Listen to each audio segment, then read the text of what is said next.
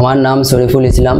আমার বাবার নাম মকবুল ইসলাম। গ্রাম রোহন্ডা, মধ্যম গ্রাম। আমার বাবার হার্টের সমস্যা ছিল, তার জন্য বারাসাত নারায়ণ হাসপাতালে গিয়ে চিকিৎসা করেছি এবং 4 তারিখে অপারেশন হয়েছে। উনি এখন সুস্থ আছেন, উনি এখন কাজবাজ সবকিছুই করতে পারেন। এবং বারাসাত নারায়ণ হাসপাতালকে সবাইকে ধন্যবাদ, ডাক্তারবাবুকে ধন্যবাদ এবং স্টাফগুলো ধন্যবাদ, যারাই আছেন তারা খুবই ভালো, তার জন্য সবাইকে ধন্যবাদ জানাচ্ছি।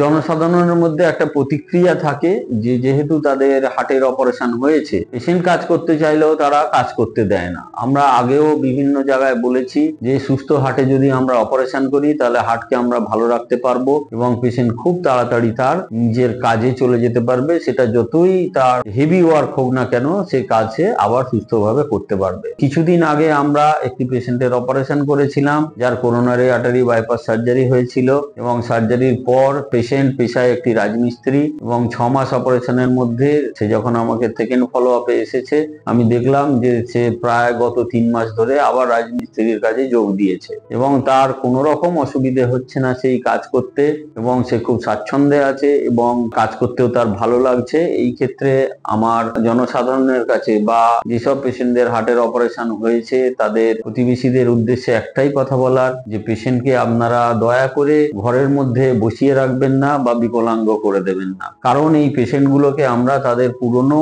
কাজে ফিরিয়ে দেওয়ার জন্যই বাইপাস সার্জারি করে থাকি এবং সেটা সুস্থ হার্টে যদি আমরা করি, পেশেন্টের হার্ট কিন্তু একদম সুস্থ থাকে এবং সে স্বাভাবিক কাজকর্ম করতে পারে।